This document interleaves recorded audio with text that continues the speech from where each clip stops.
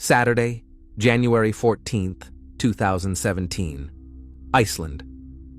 In the industrial zone of the port city of Hafnarfjordur, darkness hangs heavy. A wind from the North Atlantic howls through the space between three massive oil storage tanks. Around them, there's only construction debris, lengths of pipe, and frozen snow. In this barren landscape, two young men, volunteer searchers and brothers, are methodically combing the area. They have no special gear.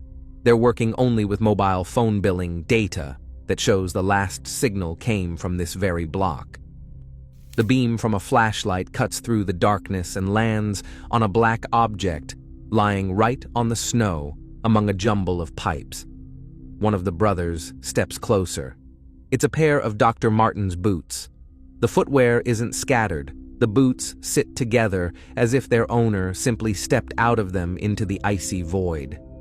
The young men pull out their smartphones and compare the find to photos in a missing person alert that's been circulating online for a day. The model, the color, the lacing, everything matches the description of what Birna Briansdottir was wearing. A few minutes later, the silence of the industrial zone is broken by police sirens. The arriving patrol officers immediately cordon off the perimeter with tape. For Reykjavik law enforcement, this moment becomes a point of no return. The idea that the young woman might have stayed with friends collapses. In the Icelandic climate, a person doesn't walk home barefoot through the snow.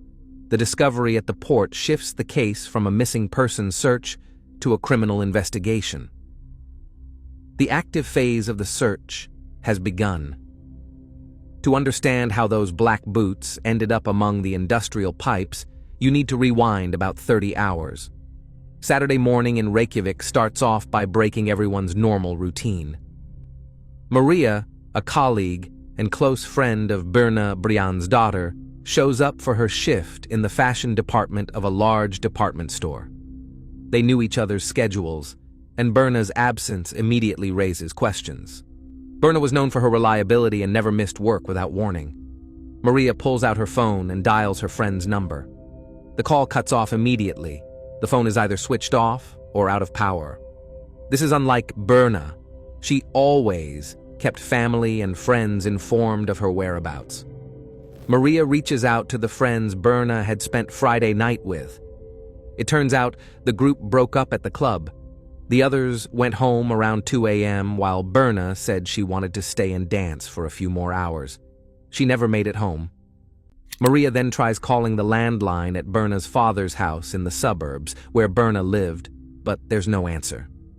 Realizing this isn't just a typical late arrival, Maria contacts Silla, Birna's mother. When Silla learns her daughter isn't home, isn't at work, and her phone is unreachable, she heads straight to the Reykjavik police station. The response from the duty officers is restrained. Iceland has long been considered one of the safest countries in the world, where aggressive crime is extremely rare. The officers listen to the mother but refuse to launch active measures. The investigation assumes a standard scenario. The young woman might have spent the night with people she met after the party or simply forgot to charge her phone. The family is advised to go home and wait for the late night out to contact them on her own. Silla didn't stick to the police's wait-and-see approach. That same Saturday, she posted a detailed message on Facebook describing her daughter's outfit the night she vanished. The post spread quickly across social media. Silla spent a sleepless night repeatedly contacting emergency services, demanding updates. That pressure paid off. By 9 a.m. Sunday, authorities released phone billing data. And just like that, the theory that Birna had simply stayed out late fell apart. The last signal from her phone was logged at 5:50 a.m. Saturday, nearly 6 miles south of Reykjavik, in the industrial zone of the port city Hafnarfjordur. Those very coordinates would soon lead volunteers to the oil tanks. To understand the gravity of what came next, you need to know who this young woman was before that January night. Birna Briansdottir was born in 1996. Though her parents, Silla and Brynjar, had parted ways, They remained close and committed to raising her together.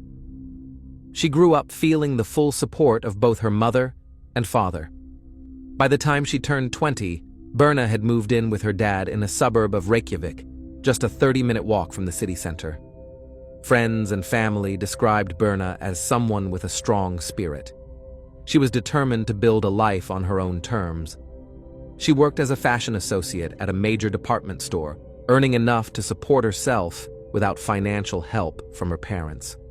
Her friends nicknamed her the Happy Pill for her constant cheer and ability to light up any room. Music was central to her life. Her tastes ranged from hip-hop to folk. And she was a regular at concerts and festivals. She also loved to drive. Her father would often lend her his car.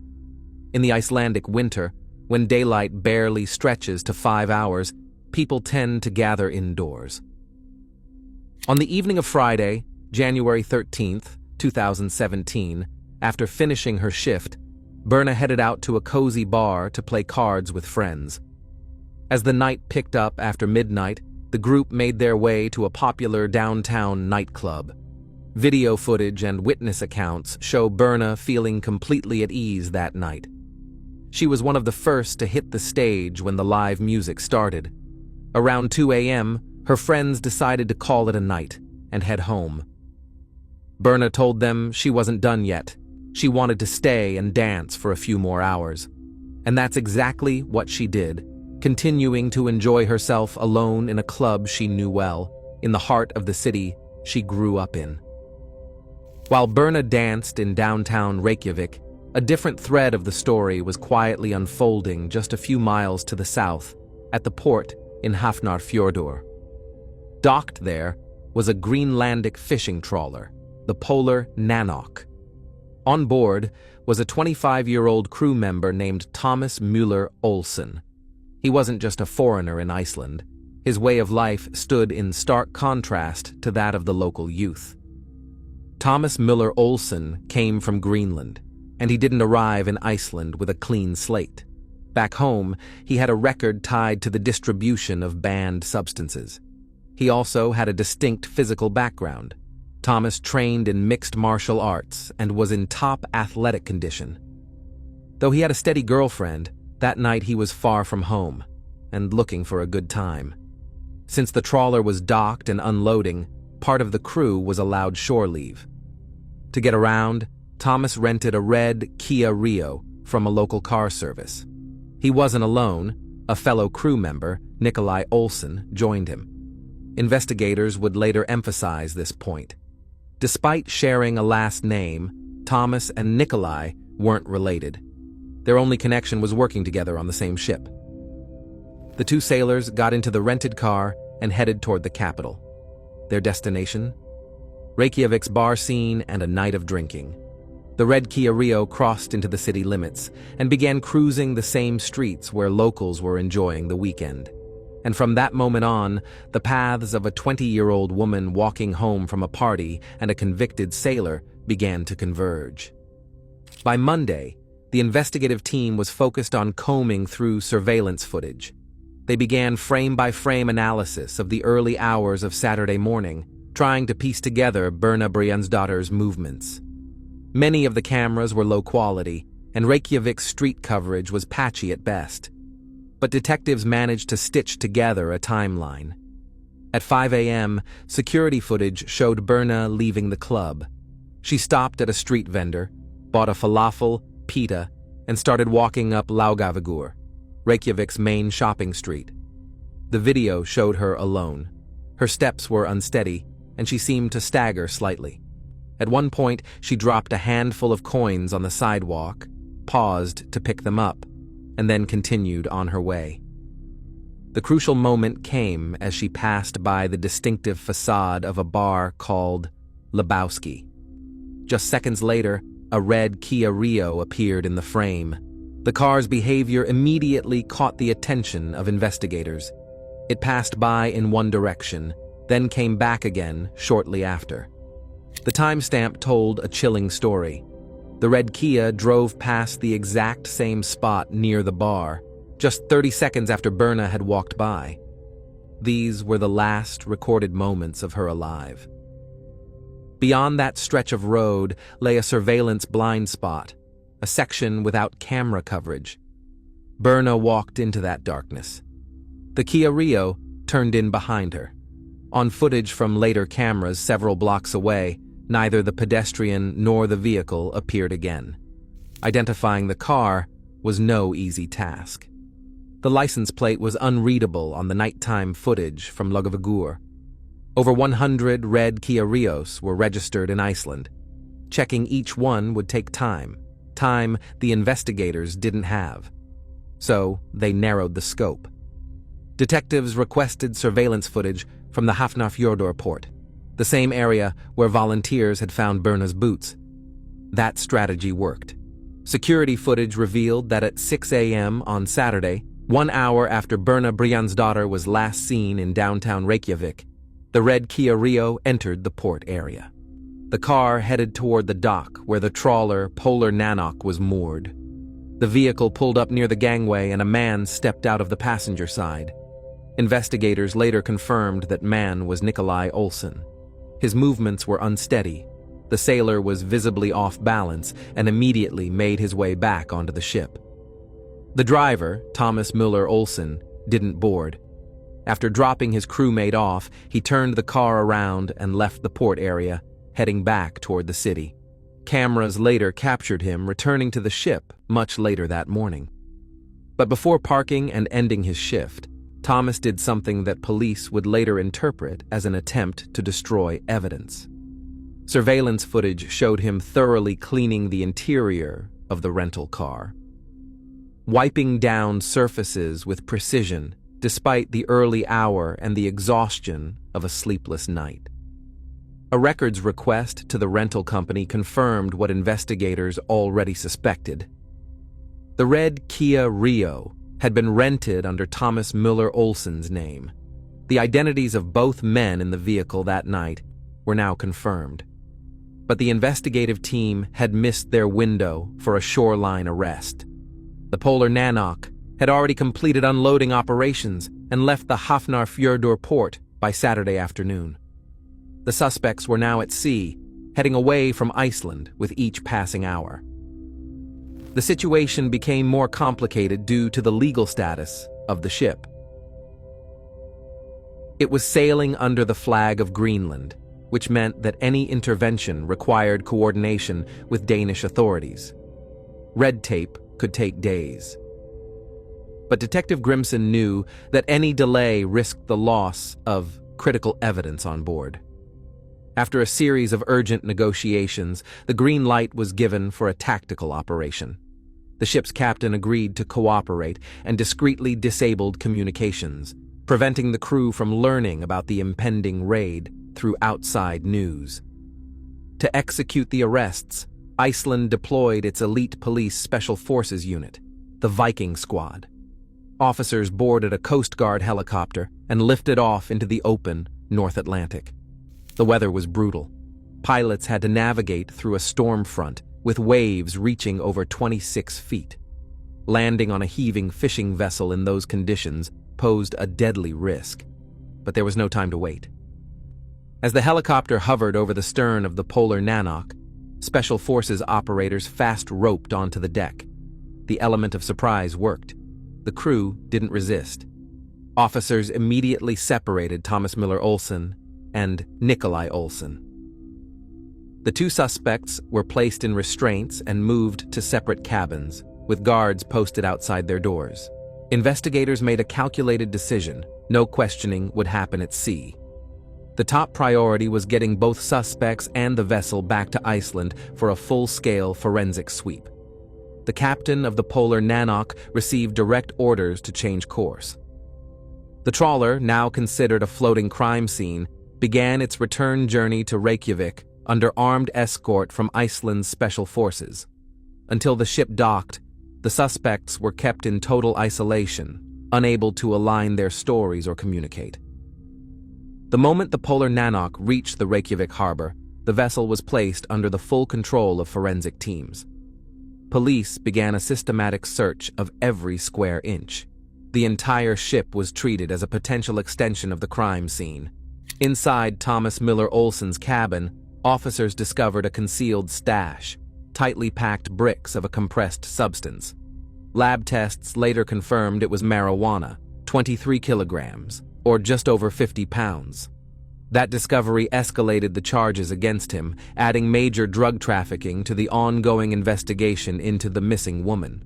But the drugs quickly took a back seat. The breakthrough came when search crews examined the ship's incinerator and waste containers. Buried in the trash, investigators found a driver's license. It belonged to Berna Briansdottir. That plastic card, found aboard a Greenlandic vessel, became the first solid physical evidence directly connecting the missing woman to the crew of the Polar Nanook. The idea that she had simply been given a ride and dropped off was no longer credible. At the same time, forensics teams were examining the red Kia Rio. Thomas Miller Olson had cleaned the interior meticulously before returning it. The smell of heavy-duty cleaning products was still sharp inside, but his efforts to erase the past failed. After removing the upholstery and scanning the cabin with forensic tools, investigators detected faint brownish stains on the back seat. Iceland didn't have the kind of advanced DNA analysis needed for this kind of high-priority case, so samples were flown out urgently to a lab in Sweden. The response came quickly, and it left no room for doubt. The blood in the vehicle belonged to Berna Briansdottir. With a blood match in the car and her ID found in the ship's trash, prosecutors reclassified the case. Berna was no longer listed as missing. Police were now looking for her body. By January 22nd, the search had become the largest operation of its kind in Iceland's recent history. For 8 straight days, hundreds of volunteers and concerned citizens scoured the coastlines, barren stretches of land, and abandoned structures, all while battling below freezing temperatures and a sun that barely rose. Hope of finding Berna alive was fading by the hour, but the country demanded answers. The turning point came along a remote stretch of shoreline on the Reykjanes Peninsula. The search crew aboard an Icelandic Coast Guard helicopter spotted a body, washed ashore by storm-driven waves, lying on the black volcanic sands near the Selvogsviti lighthouse. This remote stretch of coastline was more than 25 miles from Reykjavik's city center, far from the port where Birna Briansdottir's phone had last pinged. A ground team was dispatched immediately and soon confirmed what the nation feared. The deceased was the missing 20-year-old. She had no clothing on. The outfit she wore when she left the club was nowhere to be found, likely swept away by the ocean. Her remains were transported to the morgue, where forensic pathologists began the examination. The report was disturbing. Multiple bruises and blunt force injuries marked her face. Her neck showed deep signs of compression, evidence of strangulation. The pattern of injuries suggested a prolonged, brutal assault, but examiners found no signs of intimate aggression. The official cause of death shook the country. Forensic analysis revealed seawater in her lungs, which meant that despite the head trauma and asphyxiation, Birna Briansdottir was still alive when she entered the freezing Atlantic. The medical report concluded that she died by drowning. The perpetrator had thrown her into the ocean while she was still breathing. News of the discovery spread across the island instantly. Iceland, a nation unaccustomed to such cruelty, fell into collective mourning. Memorials of flowers and candles sprang up along Reykjavik's main street and outside Birna's family home. Social media filled with the hashtag #EggErBirna. I am Birna, a symbol of a country's shaken sense of safety. Investigators, meanwhile, were up against a strategy of calculated misdirection. Thomas Miller Olson did not remain silent. Instead, he tried to sow confusion in the investigation. Over the course of 9 lengthy interrogations, he repeatedly changed his story, attempting to twist his version to fit whatever new evidence the detectives confronted him with. At first, he denied any contact with Berna at all. When police proved that she had been in his car, he shifted to a new narrative. He claimed to have dropped her off alive and well in a Reykjavik suburb. When that explanation began to collapse under further evidence, he pivoted again, this time implying that his fellow crew member, Nikolai, had been the last one with her. But Nikolai Olsson took a different path. He chose to cooperate with law enforcement. His memory of the night was patchy due to heavy drinking, but his story remained consistent. He confirmed they had picked up Berna downtown, but insisted that once they returned to the port, he went straight to his cabin to sleep. And never saw her again. Police verified his account using digital tracking and surveillance footage. Cell tower data and port camera recordings confirmed his alibi. At the time, the red Kia Rio left the port with Berna still inside, headed toward the remote, uninhabited outskirts. Nikolai was already aboard the Polar Nanok. He never stepped back on shore. That left Thomas Muller Olsson as the sole suspect, and the evidence against him was overwhelming. The forensic lab had finished analyzing the items collected early in the investigation. On the laces of the Dr. Martens boots found near the oil tanks by volunteers, experts identified Thomas's DNA. His fingerprint was also found on Berna Brjánsdóttir's driver's license, the same one recovered from the ship's garbage. The final piece came from newly obtained surveillance footage from a local supermarket. The cameras captured Thomas on Saturday morning, after Berna's disappearance, purchasing strong chemical cleaners and rags, the same products he used in a failed attempt to scrub blood from the back seat of the rental car. To connect all the dots, we need to return to Laugavagur in the early hours of January 14th. Investigators in the court, using digital tracking and eyewitness testimony, reconstructed the timeline as follows. The red Kia Rio was driving through downtown Reykjavik. Behind the wheel was a sober Thomas Muller Olsson. In the passenger seat sat Nikolai Olsson, either asleep or in a heavy haze from alcohol. At around 5:25 a.m., the car stopped near Berna Brjánsdóttir. She likely mistook the vehicle for a taxi or accepted a ride. She got into the back seat. The three headed south toward Hafnarfjordur. The drive took about 40 minutes. By 6 a.m., the car had pulled up to the dock. Struggling to stay upright, Nikolai exited the car and boarded the Polar Nanok, heading to his cabin to sleep. Berna remained alone in the car with Thomas. He didn't turn off the engine. Instead, he drove away from the port, steering the vehicle into a desolate area. There, he pulled off to the side of the road. According to the reconstruction, Thomas climbed into the back seat. He struck Berna in the face multiple times with his fists, breaking her nose, and then began strangling her. She lost consciousness, but was still alive.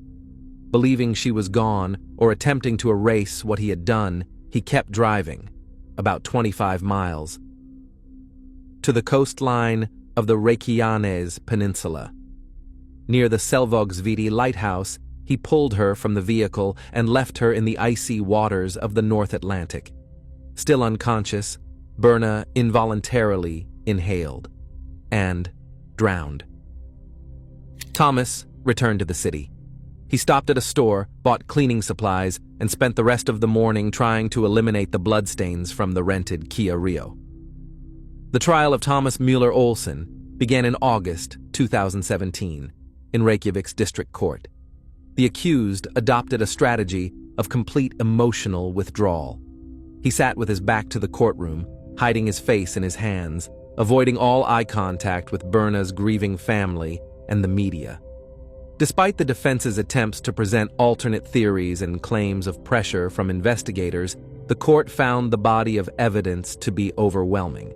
In September, the verdict was announced. Thomas Muller Olsson was found guilty of the intentional killing of Berna Brjánsdóttir, along with trafficking a large quantity of banned substances. The judge sentenced him to 19 years in prison. He was also ordered to pay the victim's family 29 million Icelandic kronur, about $210,000, in damages and cover all court costs. Later, after the Icelandic Supreme Court rejected his appeal, Thomas was transferred to a prison facility in Denmark to serve his sentence. Nikolai Olsen, who testified during the trial, was fully cleared of any involvement in the crime and released. While the legal chapter officially closed in the fall, the nation's emotional farewell to Birna came earlier. Her funeral, held on February 3rd, brought together more than 2,000 people, an unprecedented turnout in Iceland. Among the attendees were the country's president and prime minister. And this tragedy left a deep mark on Icelandic society.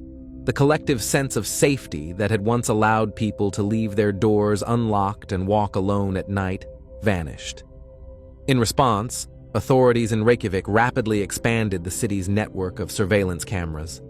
The loss of a young woman didn't just end one life. It marked a turning point in the island's history, dividing Iceland's criminal justice narrative into before, Birna, and after.